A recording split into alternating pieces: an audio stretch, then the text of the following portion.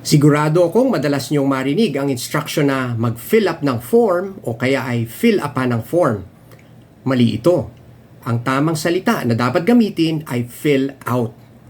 Fill out means to complete a form or document by providing the necessary information.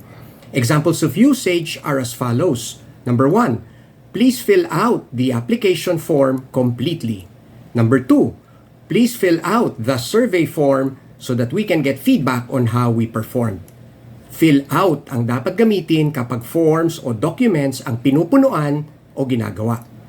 Fill up, on the other hand, means to make something full like a glass or a pail or a container.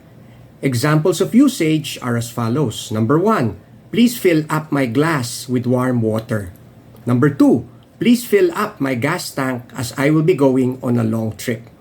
Fill up ang dapat gamitin kapag may lalagyan na pinupuno o pinupunuan. May mga magsasabing pareho lang naman yan basta nagkakaintindihan. Well, tama naman sila. Pero kung pwede naman natin gawin ang tama, gawin na natin ang tama. Diba? This is Coach G. Thank you very much for watching and I hope to see you again very soon.